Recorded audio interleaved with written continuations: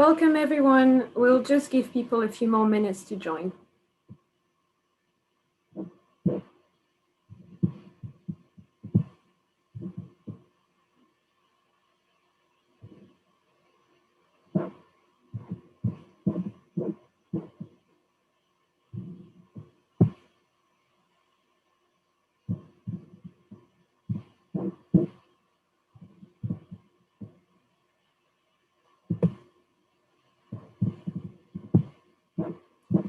Hi everyone, a warm welcome to today's King's Expert Series webinar on world security. This webinar is part of our alumni online event series for our global alumni community, where you can tune in and hear from some of our leading academics, researchers, and practitioners on some of the most pressing issues of our time. If you've missed any of our webinars, you can find them on our King's Alumni YouTube channel. And just so you know, today's event is also being streamed live on YouTube. Today, our expert panel will share their perspectives on how global responses to extreme events impact our social order. Our government communicate in crisis situation is key to influencing the response, and how digital technologies shape global security practices. I'm delighted to introduce our panel for today's discussion. We've shared the bios in advance, but I'll just give you a quick introduction. Our chair for today is Professor Brooke Rogers, Professor of Behavioral Science and Security in the Department of War Studies at King's College, where she's also Deputy Head of Department and Director of Academic Staffing. Brooke is joined by Dr. Filipa Lensos, Senior Lecturer in Science and International Security, and co-director of the Center for Science and Security Studies, and Dr. Tim Stevens, Senior Lecturer in Global Security and Head of the King's Cybersecurity Research Group.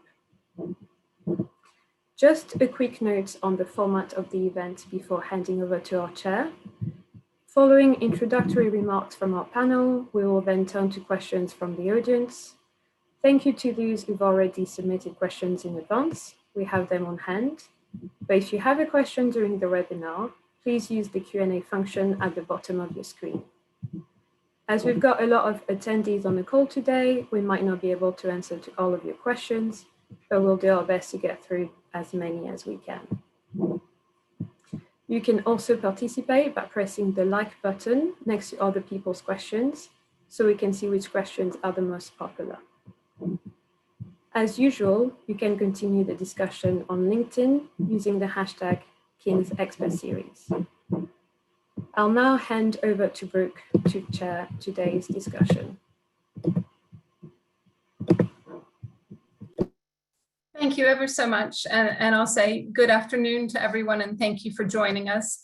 I am Brooke Rogers and I'm a professor of behavioral science and security in the Department of War Studies. You'll see from my biography that I tend to focus on the ways in which attitudes and perceptions are formed and the way in which those attitudes and perceptions influence behavior, especially in relation to extreme events. I tend to focus my work on lower likelihood, high impact events, such as chemical, biological, radiological, or nuclear terrorism, or global pandemics. And I think that if we reflect upon security and the impact of global events on society, that the COVID-19 pandemic has really driven home areas of interest that individuals from my world and from the world of emergency planning and anthropology and ethics have always noted in our research. And that is really highlighting the importance and the need for us to think about the resilience of societies, of communities and systems.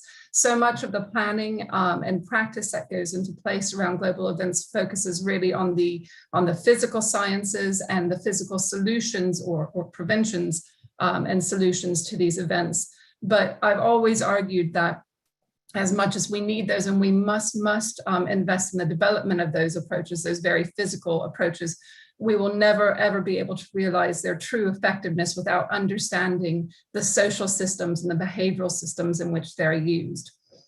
I think that the global pandemic has really driven home the fact that It's not just about the technologies and the procedural solutions, so stopping the spread of the virus. It's also about thinking about the public behaviors and the behaviors that organizations engage in order to keep others safe. So we can have all of the vaccinations in the world, we can engage in social distancing, we can ask people to isolate, but if we aren't getting that layering of protective behaviors wrapped around the individual solutions, medical solutions and physical solutions, then our response is going to be less effective. I think it's also very, very important for us to realize that our actions and even inaction can impact communities and systems in very different ways. If anything, the pandemic has really, really brought to light the unintended consequences that can occur through actions, as well as the inequities that already existed and have really, really come to a head across society within the UK and around the world. And it's been very, very interesting to watch conversations and decisions around vaccine security and rollout, which we see as both a political and a social conversation, but it's also very dependent on pre-existing levels of trust and understanding of vaccines and approaches that different governments and different organizations have used in the past that now impact the public reaction to those vaccines in very different ways in different communities and different countries. And finally, for me, I think it's really very important for us to recognize that while many of us are spending day and night focusing on the response to COVID-19, that all of the other security challenges that were here prior to COVID-19 are still in existence. And some of them actually have changed shape in interesting ways, thinking about, for example, everybody wearing masks in public places. What does that do if we're starting to think about facial recognition technologies and other forms of recognizing behaviors of everyone's social distancing, and we're thinking about security threats? So all of that security work, all of our thinking and knowledge about security in other areas carries on with some adaptations. So I think it's very, very important to realize that while COVID-19 is really, really driving many of our discussions and a lot of our research work at the moment, that these other security risks and threats have not gone away, and the evidence is still needed, and that engagement with practitioners and with communities is still needed moving forward. So I am going to close the introduction at the moment and really give a very, very warm welcome to my colleagues, Dr. Philippa Linsos and Dr. Tim Stevens. We're all in the Department of War Studies, and I'll say that in spite of the name, it's the friendliest department I've ever been in. So if I focus a little bit into Philippa's experience, you have her impressive biography in front of you, but she's a senior lecturer in science and international security with a joint appointment in the Department of War Studies and Department of Global Health and Social Medicine. Apologies, I was being very grabby, just putting you into war studies with that. She's also the co-director of the Center for Science and Security Studies. Philippa is a biologist and a social scientist by training, so two very, very powerful areas to combine. And she has researched and been actively involved in biological disarmament and non-proliferation for 20 years. So I'm going to hand over to you, Philippa, and we're very much looking forward to hearing your thoughts. Thank you so much, Brooke. And hello, everyone. It's good to be here with all of you. I'm going to focus my remarks today on biological threats. And as many of you know, this current pandemic is the worst global crisis since World War II. So it's taken a considerable death toll. The WHO, I just checked the figures today, is now recording in excess of 3.7 million deaths so far. And of course, the actual death toll is will be far outstripping that recorded death toll. The global socioeconomic impacts of the pandemic are at levels unprecedented since World War II. So economically, COVID represents the biggest slump since the 1940s, with job losses significantly worse than those of the global financial crisis in 2009, and also worse than those of the Great Depression of the 1930s. The pandemic has also exposed and exacerbated, as Brooke mentioned, the long-standing economic, racial, and gender divides that exist, these pre-existing divides. So many of these socioeconomic effects are highly likely to generate further health effects beyond the direct impacts of COVID-19. And of course, in addition to all of this, we have long COVID, which we're still struggling to understand, really. Women in particular have been hard hit. So globally, women have been overrepresented in the low-paid, precarious professions that have been worst affected by the pandemic. And in addition, women make up roughly 70% of the global health and social care workforce, putting them directly in harm's way and at greater risk of being infected. UN Women have reported that since the outbreak of COVID-19, all types of violence against women and girls, particularly domestic violence, has intensified, labeling it the shadow pandemic. One of the critical questions of the pandemic is where the novel coronavirus came from. And that's not something I'm going to speak about in these opening remarks, but I'm happy to speak about the natural OT questions on the natural spiller or lab leak theories in the Q&A. I know they're very prominent in the media at the moment. So if anybody wants to air views on that, that's fine. I want to actually focus my remarks on different kinds of biological threats. The ones that have been ongoing in the background, as Brooke was saying, during this whole pandemic.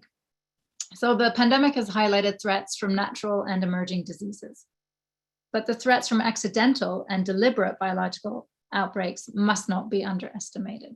So I want to tell you a little bit about these other threats, since we already know everything there is to know about natural pandemics from our collective experience of living through COVID-19 so far.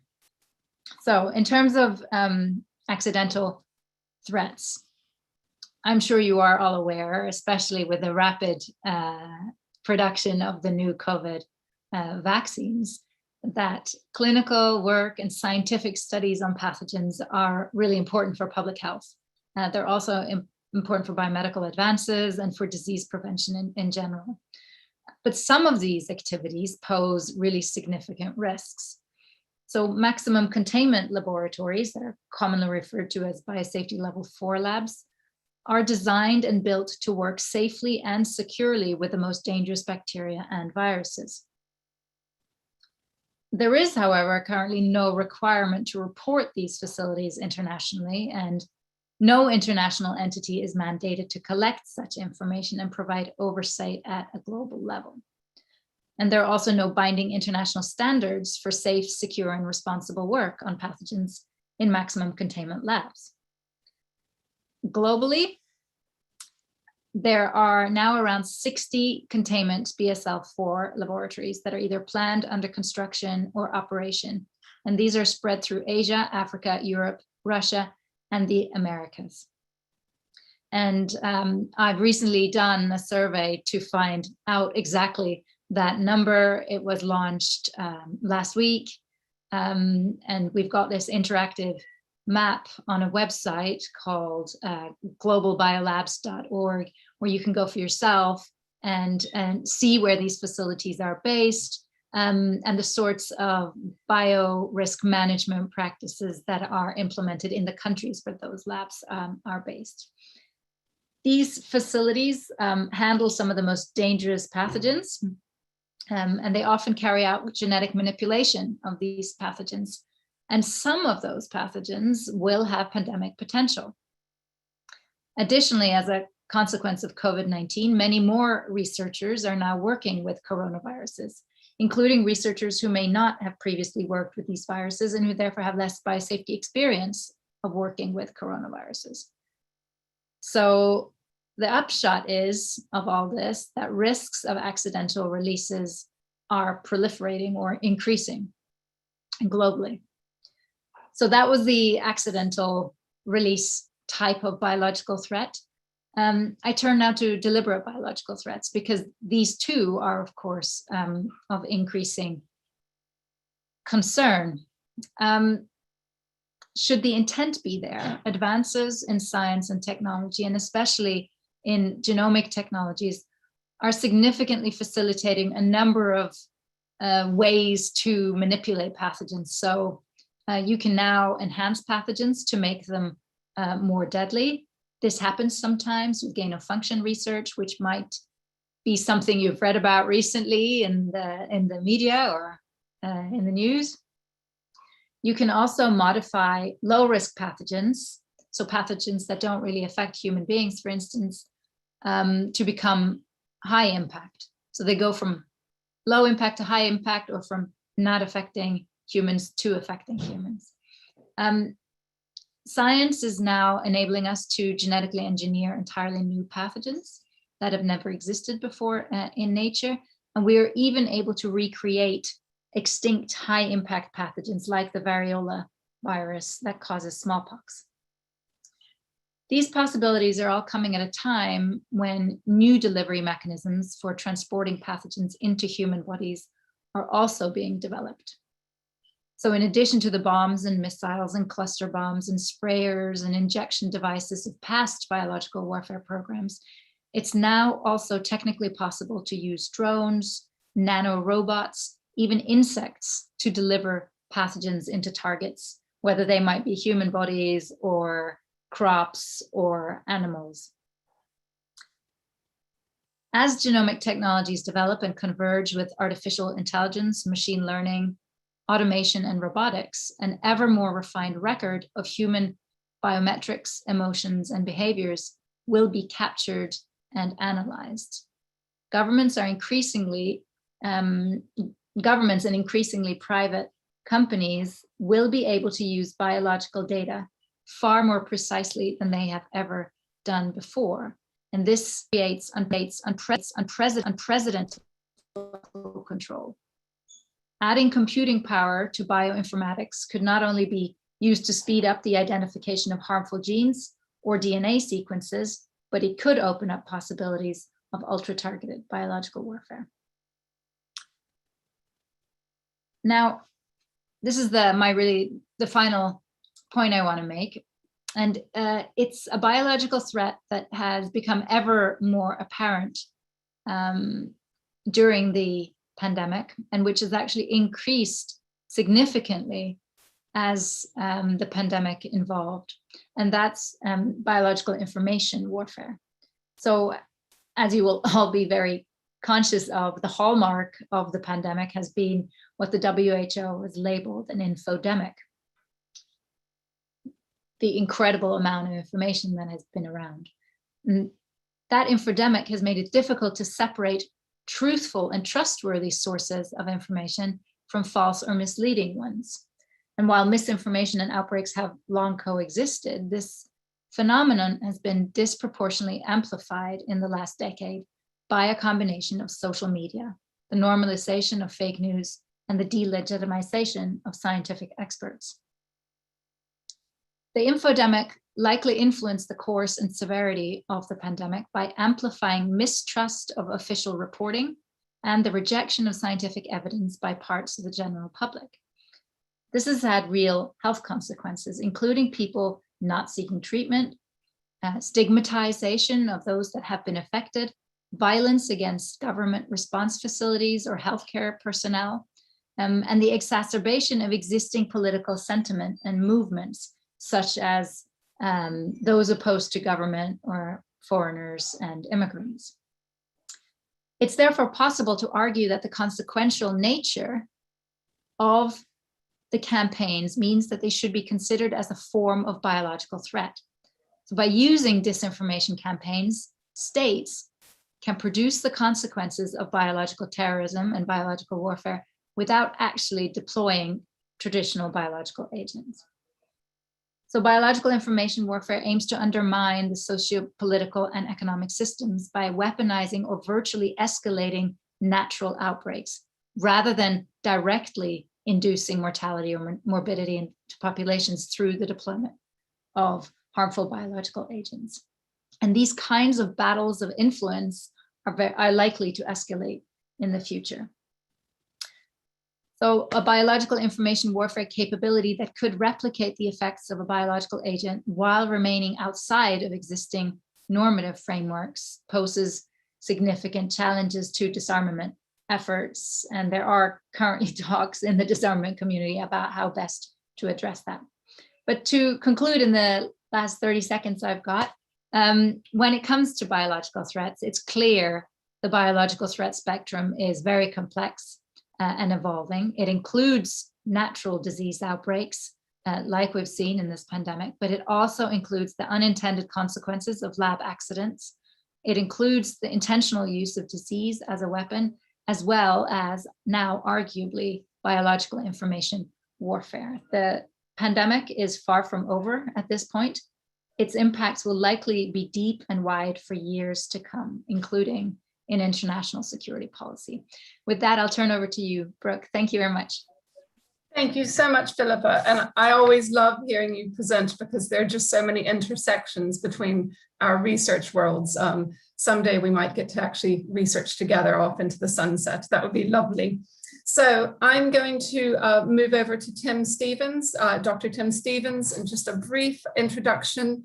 Dr. Tim Stevens is a senior lecturer in global security and head of the King's Cybersecurity Research Group. Tim has a very interesting background as starting off as an archaeologist before going on to obtain his PhD in war studies. And I've had the good fortune of working with Tim on some cabinet office work looking at the National Risk Register, where we're really drawing upon his skills and knowledge and understanding of cybersecurity and cyber attacks. And so Tim's research really puts him at the intersection of technology, politics, and global security. You have his biography, so I'm going to hand the conversation over to Tim. We'll follow up with some Q&A with the speakers afterwards and then open it up for everyone. Great. Thanks, Brooke. Thanks, Philippa, and welcome everybody. Thanks for that kind introduction. So I'm going to change tack a little bit. I'm going to talk about my main area of research, which is cybersecurity. And as Philippa mentioned, this term infodemic has been floating around for a while now. And as Philippa outlined, it's not just about bad information, it's about information in general. And it will be apparent to everybody on this call that there is more, if you like, data sloshing around the globe than there has ever been. There are more devices being added to the internet, there's more data being produced, and an increasing percentage of that data that's being produced is actually machines talking to one another. And it's not just you and I messing about on social media. And lots of people have used terms over many years now to describe this situation, usually in terms of a flood or a glut or a deluge. But certainly it's saying something fundamental about the way we organize our lives and our societies, about how we generate economic value, and also, which is really what I'm going to talk about today, what we fight over, what we conflict over. It's the politics of data as well. And as Philippa mentioned, the infodemic, or whatever we wish to call it, but particularly, I think, is particularly acute under current pandemic circumstances, has really channeled some existing dynamics around trusted institutions. That was already underway, an erosion of trusted institutions, one would argue, before the pandemic. And we can see that very clearly, even in Western democracies throughout the European Union and in North America.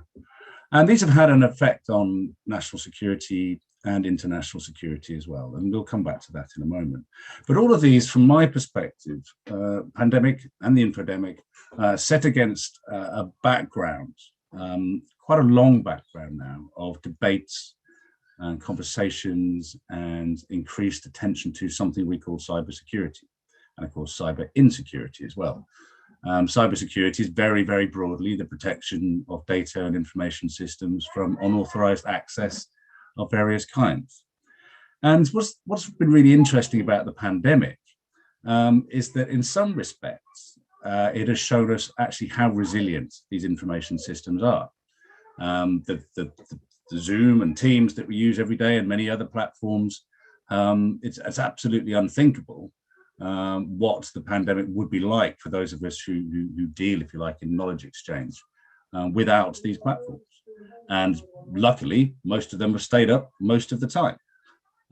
They haven't collapsed under the weight of data use and so on that perhaps we thought they might. They've been quite resilient in that respect. But in other ways, as Philippa said, the use of these systems has highlighted certain other fragilities. It's illustrated the problems of misinformation, disinformation, which has really problematized certain aspects of the COVID response, but also facilitated and encouraged increased cybercrime. Cyber criminals are a cunning bunch, and they have found myriad ways of develop, techniques of social engineering to defraud and distress millions of people during the pandemic, preying on their best instincts in various ways. And of course, the most famously is ransomware, which has seen a massive explosion again of late. It effectively locks up your data and won't release it again until you pay money. So it's got two sides. These computing infrastructures, digital infrastructures, have been a godsend, but also are propagating further, new and novel forms of insecurity as well. But this is all again against this background of cybersecurity and insecurity. It's become very, very obvious now to the public in a way that perhaps it wasn't before, how extensive in scale and scope are the multiple ways in which states too exploits these digital infrastructures in various ways for political purposes, by militaries, by intelligence agencies. States spy on each other through computer networks, they extract intellectual property, they fight conflicts, if you like, below the threshold of conventional warfare. And in fact, lots of this is termed cyber warfare. That's a phrase, I don't particularly like using the phrase, but it's the one you'll see. But it's certainly some form of cyber conflict going on in the international system through the digital networks that we're using right now. In that respect, they're dual use. But what this does, from my perspective, as someone, as Brooke mentioned, is interested in risk and resilience, it does flag up that there's an intensified, large-scale, systemic problem on a global scale with digital risk. The digital infrastructures on which we rely for enhanced human security, for economic security, for national security, and for stability are precisely the same ones that are being subverted, exploited, and contested by state and non-state actors. It's an enormous problem in risk management. It's how we deal with the internet and other information systems that can be exploited in this fashion. And its challenges not just for national governments. And I think this is, much like the pandemic, in fact, which doesn't respect borders. Information infrastructures do not just stop at national borders and transition to a national ownership. That's just simply not the way that the internet works. All the routers and cables and satellites and servers and so on, most of whom are owned by the private sector for a start, so they're not under the direct control of governments. It's a transnational issue. Private ownership of digital infrastructures it extends across national borders, and those companies have headquarters and operations in multiple countries again, so they're transnational too. It's a real challenge for governments. There's also geopolitical contestation, not just over the internet as such, but arguments at the diplomatic level about what the internet is for, which tends to reduce to what sort of political regime is operative in a country. Very different ways of thinking about what the internet is or should be for. And those are unresolved at the international level. But there's also contestation over really dull things like regulatory and technical standards. Some very odd organizations have become outlets for geopolitical contestation in ways that might seem quite bizarre. But they have. And again, there's another issue here that a lot of this is driven by superpower conflict or contestation for technological superiority. The US and China being the case in point there. So we might think of all these computing infrastructures being somewhat dull or mundane, ubiquitous. It generally works okay. We might curse it from time to time if the Wi-Fi drops. But actually, this has become a new forum or platform for geopolitical contestation. Of course, that has serious implications for how we think about diplomacy, for geopolitics, of course, for the practices and ambitions of global governance, and of course, for international order and stability. Because what you're seeing is that capable states have now found something new to do to one another in order to generate strategic effect. And we've seen that particularly between the US and Russia, but also between China and other countries, including the one where I'm situated now in the UK. And even though the signs have been there for many years, I think it's probably the pandemic that has really forced a lot of people to recognize the importance of these infrastructures to our daily lives. And I'll just finish on this point, is that in the jargon for donkey's years, we've included digital systems like this as critical infrastructure, because they're critical to the proper functioning of society and economy. And I think what has happened with the pandemic, it's sharpened people's appreciation of just how critical these networks and systems are, because, you know, were they to have gone down at some point, then we would seriously have suffered. And of course, states and non-state actors do on occasion try to take these systems down. The difficulty with that is that it quite often blows back and knocks their networks off as well. So I'm just going to finish there. I would say that this is all a massive exercise in risk management, for better or for worse. And I think what Philippa was saying was really interesting, and I've thought about this a bit, is like where there's convergence of different types of data and with computation. Computation is getting cheaper all the time. And what it points to yet again is that when we're thinking, you know, about genomics, which is, you know, very scientific, we're thinking about cybersecurity, which is very technical. For those of us in the happy world of the Department of War Studies, which I totally endorse Brooke's message about it being the most friendly and welcoming department ever, certainly is that these things aren't just technical. They're not just for scientists. This is about politics.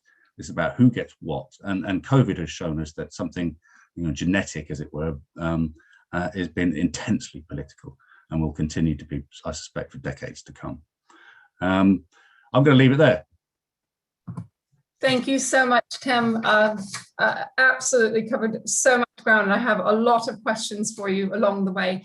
I'm keeping an eye on time, and I also want to create the opportunity for visitors to ask questions. I see that we only have 3 sitting in the Q&A box at the moment, so please add your questions so that we can cover an equally interesting area of ground in terms of the Q&A along the way. I'll whet your appetites, if I may. And Philippa, I'm going to start by asking about advances and our ability to combat some of the advances that we've seen in science and possibly in intent as well. You were talking about deliberate biological threats and the ability of actors to possibly modify low risk to become higher risk, different ways of delivering these as well. If you look at our situation, especially throughout the pandemic, we too have made advances in monitoring and treating these types of events. So can you bring those 2 areas together and share your view of whether or not COVID-19 and the lessons that we're learning during COVID-19 have actually enhanced our ability to address this ever-growing threat from deliberate biological releases? Sure, big question. But I think it's a really important one, because in our field, we so often just emphasize the risks and the threats, and we don't emphasize enough, some of the benefits of this sort of work. And certainly when you look at biomedical research, development of vaccines, for instance, one of the things that's been highlighted in this pandemic is how quickly vaccines can be developed today. I mean, it's just astonishing that these vaccines that we're all getting shot into our arms weren't around a year ago, So I think that's one of the fantastic things that we've seen, that our abilities to respond scientifically and medically have become much rapider than quicker than they have been previously.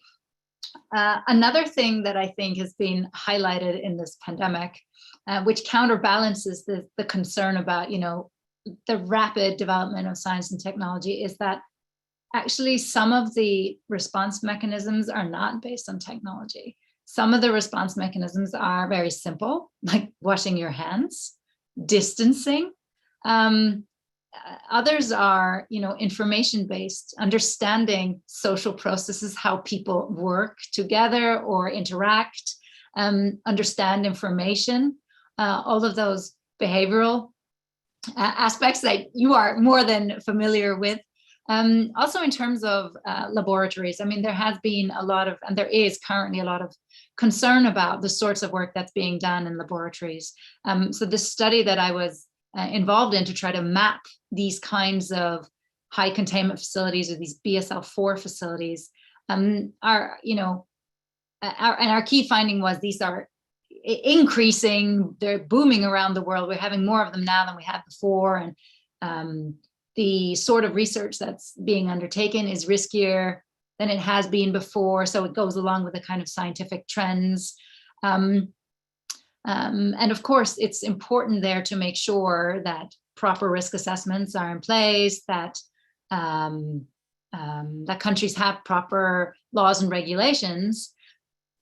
But I think even more than that is encouraging the culture in the lab. So the culture of research and the culture of reporting biosafety, biosecurity concerns or issues in the lab. So again, it comes back to those social processes that are actually happening on the ground. So yes, it's important to have laws and regulations on the books when it comes to safety and security, but it's also really important to have it in terms of lab behavior. And just a final thought that crossed my mind is, in terms of biological weapons, one of the key things that's also been highlighted in this lab leak natural spillover debate is attribution. How can we figure out if there are any telltale signs on the virus that it could somehow have not been natural, it could have been modified? And we're getting increasingly better at figuring out where genetically modified organisms are coming from. So again, that's another sort of example of where the science is helping us. And of course, if there ever was a biological weapons attack, we would have many more options or tools in our toolbox to figuring out or providing assigning attribution, essentially figuring out where the incident might have come from, or the attack might have come from. So those are just some quick thoughts off the top of my head. Thanks for the question, Brooke. That's amazing. I wish I had all of those thoughts when I was trying to do something quick. So that's fabulous, Philippa. Thank you. And I think it's been very interesting to also watch some of the countries who are better at sequencing, better at determining those genetic fingerprints, and the labeling of different variants or strains that might have been circulating for quite some time, being labeled as the location of where they were first identified. So it could almost be a political loss or a social loss if you're the one who can sequence that. So it's been very interesting. I'm very happy to see that they've changed the framing of these variants along the way, because it was having significant implications and potential stigma. Thank you so much. Tim, I'm going to move over to you, if I may, and then we'll open it up. I see we have more questions coming in as well, so we will start answering those as well. So Tim, you were talking about that especially with the pandemic and our reliance on data, our reliance on these platforms, that it's really intensified the nature of the large-scale global risk of digital security. And I was really thinking about the ways in which we're all using and sharing our data differently because of the pandemic, and face-to-face or phone chats with the GP instead of going into the GP's office, of uploading our test information and our vaccine information to the Zoe app or to the test, trace, and isolate system for the NHS. So I suspect that we'll start seeing changes across the board in terms of sharing our health data with the NHS and other countries. And I really wanted to hear your thoughts on what is needed to actually manage the evolution and pace of data collection and sharing as we move forward in time. So what do you think we need to put in place that we don't have in place right now? Thanks. I mean, it's a massive question. I mean, there has been a lot put in place in recent years. Prior to departing the European Union, the UK incorporated into law the General Data Protection Regulation, GDPR, for example, which has had a profound effect on how companies and organizations and institutions exchange and store data. in the UK and outside the UK. And we're currently, I think, very soon, if not just happened, awaiting a decision from the EU about whether what we do in this country is adequate for dealing with EU partners. So a lot has changed. I think what we need going forwards is a lot more transparency from HM government about what it intends to do with our patient data. The recent discussion has shown that the UK government, if in law but not in spirit, has not been as open and transparent as it might be when it wants us to share our health data with government, but also with corporations who might seek to profit from it. And that is the wrong way round. If you want to have a good discussion and you want people to share data, you have to incentivize them to do that rather than hide it from them. And for people who want to opt out of this particular new scheme, you still have time to do so, as I have done, even though I would dearly love to share my data with organizations that need it, including the NHS. It's been done poorly, and I've opted out of that scheme as a result. So I think openness, transparency, honesty, and making sure that people understand, and again, this goes, but we've talked about this quite a few times, is understand why it's needed in the first place. And I'm afraid if you hide it from people, they are going to be suspicious about it. And that's no way to educate or inform. Thank you so much, Tim.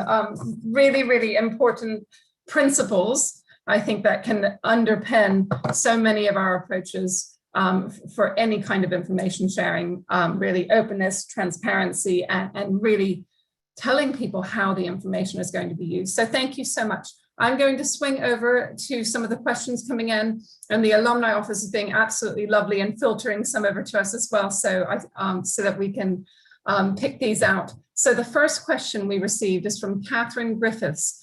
Do you consider the lab escape of coronavirus to be more likely than a transfer of it from animal to human from a market in China? Philippa, that one seems to have your name all over it.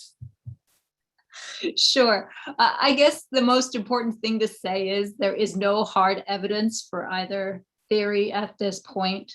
There is precedent for both natural spillover and for lab leaks. As the year has gone on, or the year and a half has gone on since the start of the pandemic, we've seen increasing circumstantial evidence that could be pointing to a lab leak. There's, it would have been helpful to have more openness and transparency from the lab to start off with, also from Beijing officials in what was going on. So we could have ruled that out from much earlier. At this point, a lot of the evidence will have been degraded. If there is any, or memories lost or altered, or there's a lot of time that's now passed if you're going to do have an credible investigation. I think what we need is we need more data, essentially, to answer that question. And one way to do that would be to have an investigation. I don't think China would agree to the sort of investigation we would need to find a credible answer to that question. But I do think there are ways for us to get more information that will, if not provide a smoking gun, will certainly allow us to see, to balance the probabilities and the likelihoods. Thank you so much, Philippa. The next question that I have in order that's being shared with us as well goes straight to you. So I'm going to chop this up a little bit to make sure that both of you have time to reflect upon the questions. So this one is going over to Tim, a question for Tim from a former student of his from the War Studies Department. So you have to pass this test, Tim. I hope that you're ready. UG Devel asks, what's your assessment of the threat environment so far in terms of disruptions to the vaccine supply chain, so the cold chain? A few months ago, there were quite a few articles published about state-sponsored attacks, but I'm curious to hear your take. Hi, Yuji. I remember you very well, following your career with interest. Thanks for the question. So what Yuji's talking about there is attempted interventions in the supply chain for vaccination production and distribution. It's what we call a supply chain attack. It's a form of subversion, if you like, in which cyber attackers, for want of a better phrase, get into the supply chain and try and do various things. So what might they be doing if they're trying to get into the vaccine supply chain here? Well, the first might simply just be intelligence. What is this country doing? Where is it making things? Where is it transporting things? What is it doing with them? What's their plan for vaccine rollout? So simple intelligence. The second, they might do it for purposes of actually interrupting that supply chain. Now, if you're a nation state and you're just doing it for intelligence purposes, you might want to develop some ways of potentially interrupting those operations in an adversary.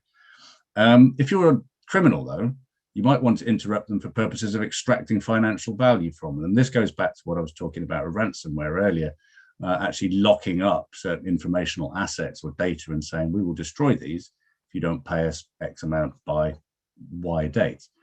So attempting to extract value there. Or it may be just, either a state or a non-state actor trying to steal intellectual property, which seems to be quite a sort of a reasonable thing to expect in this situation. Trying to get the march on arrival or trying to develop one's own vaccine cuts that kind of development process in time and space. We don't really know. Last year, there was a big IBM report, for example, which was looking at these vaccine supply chain attacks. They were pretty certain it was a state actor. And usually when these companies say that kind of thing, it points to either Russia or China. But we don't know. Attribution is an issue in cyber as well as it is in bio. But we don't know. But Yuji's absolutely right. We have seen these and we will see more. But whether it's a massive part of the threat landscape, I don't know. But during a pandemic, you'd have to think it's a very great concern. So that national technical authorities in various countries have this very, very high up their watch list, and they're on alert for these types of attacks, and they'll close them down as quickly as they can, which is one of the reasons why the UK National Cyber Force will have the capabilities to do that and to sort of knock out these attack vectors where they find them. Thank you so much, Tim. And I'll just say that we have about 8 to 9 minutes before I have to hand everything back to Francine. So I'm going to go over to you, Philippa, with the next question. It's a question from G. Leslie saying, is it not crucial as a matter of urgency that there is created an international body, maybe under WHO, which will regulate containment facilities? They're talking about possibly forbidding creation of pathogens as too dangerous of an area of research. And then to follow that up, to hear your views on international regulation, if that would help us to avoid world health catastrophes. All right. Yeah, these are good questions, but difficult ones to answer. But I'll give it a go, because one of the recommendations that we had in our big mapping study was that international and national structures should be put in place to systematically register and oversee maximum containment facilities. What exactly the overseeing is composed of, we didn't define, and it's difficult. I mean, it's hard to regulate as an international body, not because you're dealing with national sovereignty, right? So it's tricky, but we do really think it's important to have some sort of system put in place so we know how many labs there are in the world and what sorts of bio risk management policies are in place in those kinds of facilities. So I agree with you to a large extent that there does need to be some sort of system put in place. Where exactly that system or that oversight function should rest in the international community is also, I think, not really a straightforward question. I don't think the WHO, as it's currently constituted with its current mandate, is the appropriate place for it. It doesn't have the authority, basically, to do anything like that. It takes its authority from the World Health Assembly, so they would have to mandate the organization to do that. I think at the end of this pandemic, there certainly will be a review of the WHO's response to the pandemic, probably followed by restructuring. If there's any organization in the world that's used to restructuring, it's the WHO. It's continually restructuring. It's hard to keep up. But presumably there will be some sort of restructuring going on, and perhaps there might then be a place for that kind of function. I don't think it should be within the security world or the security mechanisms that we currently have, or the security bodies. It may be that it should be some halfway between the security and health worlds, but yeah, I think that's still a question that's up for grabs. I did want to try to get to your question about banning dangerous research, because it does kind of sound really logical to do that. I mean, why would people do dangerous research, right? That could cause a pandemic. Well, we've got to ask ourselves, well, how do you identify what is dangerous research? And all of this comes down to, you can't put it on a piece of paper. It comes down to the individual cases. And you've got to do risk-benefit analysis or assessments of them. The problem is that the people who are doing those risk assessments often are solely the people that want to do that research. So I think what we need to see is a greater discussion about the sorts of risks we're willing to take as a society, but also make sure we have a larger group of stakeholders with different sorts of expertise around the table when we make those risk-benefit assessments, right? Because at the moment, we're in the security world, we're asking scientists to think about or to come up with possible dual-use dual-use aspects of their work, or how their science could potentially be repurposed for harm. That's not really what scientists, bench scientists, are educated or trained to think about. You could have security experts think about that, or biosafety experts think about that. But it's unfair for scientists to do, and I don't think it's right for us as a society, when the stakes can be so high, that it's such a small group of people making those decisions. So I think one of the things that you should take away from my response is that we need to enlarge the group of stakeholders who are at the table in making these risk-benefit assessments. Over to you, Brooke. Thank you so much, Philippa. And I think that you've just really made the case for interdisciplinary and multidisciplinary research, to really not just think about this as the work taking place at the bench, but about all of the ethical, legal, moral, social implications of that research in positive ways, but also in terms of potential unintended consequences. And also working with stakeholders. I know that the CPNI, Center for Protection of National Infrastructure, gives guidance on this dual purpose research and how to think about it as well, ensuring that makes its way, that it's evidence-based and makes its way into the labs and to the benches, as we said, is ever so important. So I've had a signal, the back signal from the alumni office, saying that we started a little bit later, so we can run a little bit over 6 p.m., but I'm going to try to keep us as close to that as we can. We've had quite a few questions come in, and thank you so much everyone for taking part. I am going to pitch this last one, the final question, over to you, Tim. A question from Francis Stancliffe. What does the panel think of incidents like the Colonial Pipeline hack and the potential of other types of cyber attacks on national infrastructure or energy facilities being increasingly utilized as part of the gray zone type activities?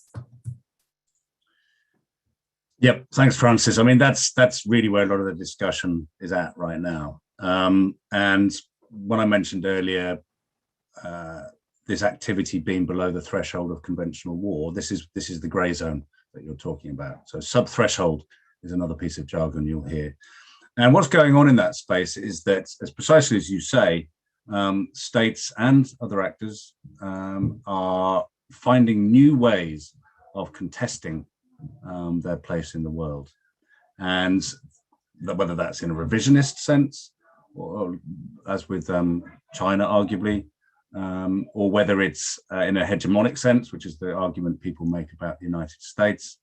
There are also a host of other actors in that space. Now, not all of those actors are very competent, frankly, There's probably only a dozen or so countries in the world that have the kind of capabilities in this environment that actually allow them to do what they want. There's probably about 4 or 5 times that number of countries who say they're developing a capability, but it's actually not very effective. But one of the things that's happening in that gray zone is this issue of cyber attacks, if you like, against critical national infrastructures. And Brooke just mentioned CPNI. In the UK, I forget how many, it's a dozen plus sectors we have that are designated critical. In other countries, it's similar numbers, but it varies from jurisdiction to jurisdiction. There will be energy, gas, transport, water, food distribution, civil nuclear, governments, communications, and including something like the internet, generally speaking. And the Colonial Pipeline hack, which happened fairly recently, cut off 45% of US East Coast oil supply. And this was ransomware. And the company paid the ransom to get the oil moving again. And I think it's yet another one of these kind of, I don't like to tell the story of cybersecurity in events, but it can be quite useful. And certainly if this is an event, it was a very significant one, because for years, people in the know in the US have been saying, you do realize your energy sector is completely insecure. And at some point, somebody's going to lock it up. And whether that's electric, gas, or civil nuclear, or oil in this case, something's going to happen, and it's going to have an effect. And lo and behold, of course, it happens. This is what happens in this space. But I think, as a proof of concept, if you like, it's quite a powerful one. We have seen infrastructure attacks of various sorts for many years. We found the Russians inside the US power grid, and so on. And we found non-state actors of various descriptions also lurking around in infrastructure all over the world. Most of the time, actors are quite constrained in doing something about it. There's quite a lot of bragging rights in this environment.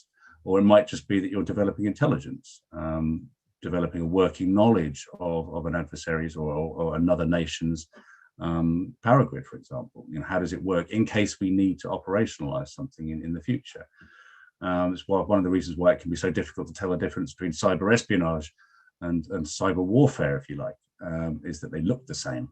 It's the same ones and zeros. It's the same software. You can't tell the intention of an actor just by looking at a piece of code, for the most part.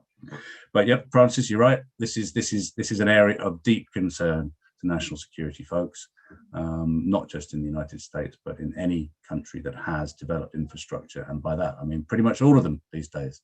And it doesn't have to be digital. It can be physical too. Thank you so much, Tim. I know that we're at 6 o'clock. I'm going to let it go 5 minutes because we're a little bit late. So in 5 minutes, we'll have to keep these short in 4 minutes so that I can close this. Actually, I'm going to follow up with both of you, short, sharp answers, with a question from Duncan Stradling on the lessons learned. So what lessons from the pandemic response can we learn for application to more conventional disaster response? Or has this level of coordinated response only happened because of the scale and severity of the challenge? So I will look over to Philippa first, and then over to Tim. Right. I think it's a question you should be answering too, Brooke, with all of your expertise on this. Off the top of my head, obviously lessons learned at this point, we're still in the middle. We are trying to digest the sorts of lessons that we're learning, and a lot of that is related specifically to pandemics. But your question was, well, how do we, how can that work across other kinds of disaster responses? I might be taking Brooke's answer, but I would actually say communication across government departments, a communication across governments. A communication with your publics is absolutely crucial, because as we've seen, in order to combat this pandemic, we've got to have everyone on board. It's really important we're on the same page, that we understand the same facts, that we act in a way that's helping us respond rather than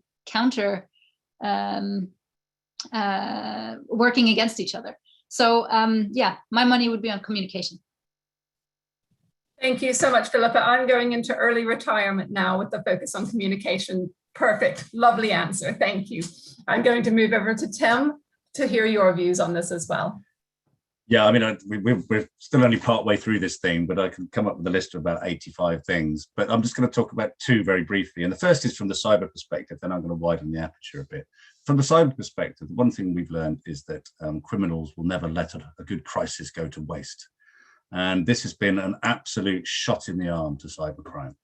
Because precisely for the reasons you're talking about information, communication, people have this thirst get online and find out what's out there, and cyber criminals are exploiting this. The fact that they're unleashing ransomware on hospitals is utterly despicable.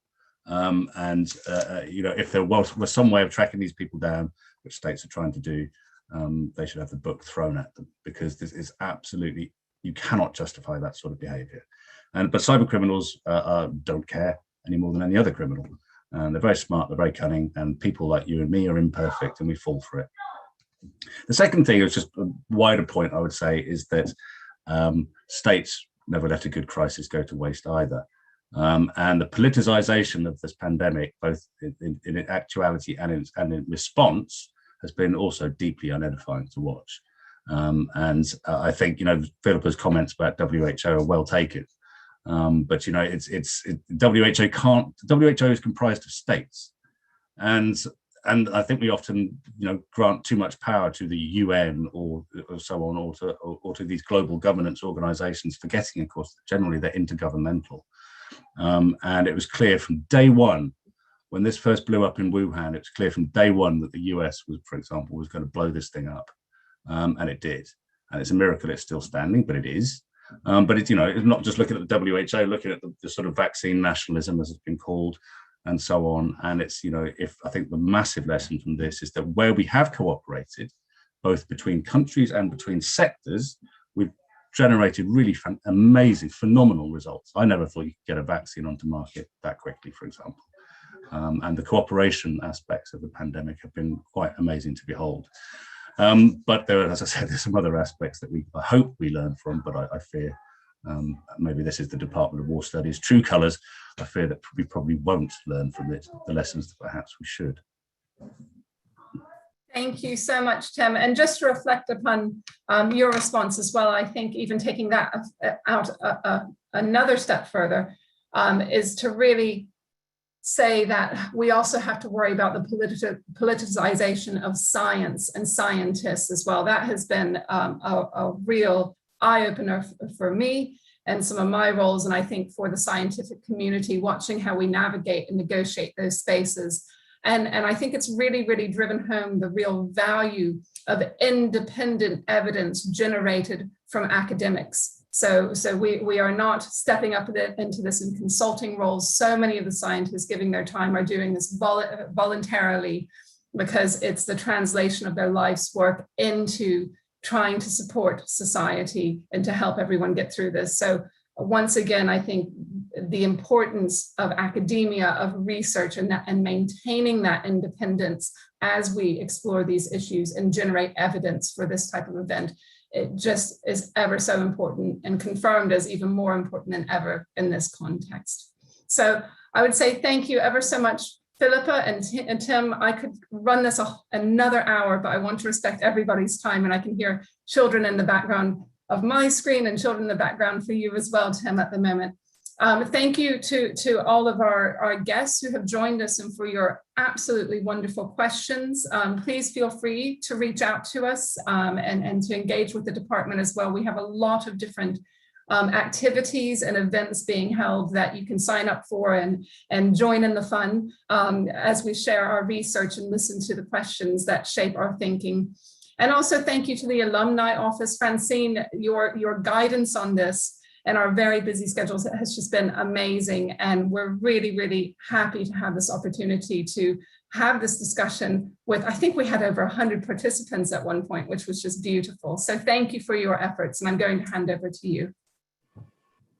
Thank you very much, Brooke. And thank you, Philippa and team. This has been a great evening, and thank you as well to our audience. Your questions have been great, and I'm sorry, as usual, it's a bit difficult to get over all of them. But if you'd like to learn more about this topic, you can also let us know in our post-event survey so we can share further resources with you. And I just wanted to end with an update from the alumni office.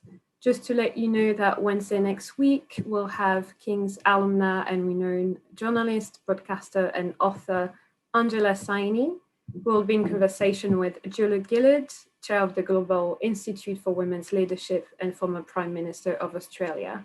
So we will send you a link so you can register to this event if you haven't done so already. And as usual, do keep an eye on your inbox and our social media channels for our next King's Expert Series webinar. Thank you again for joining this evening, and we look forward to seeing you soon.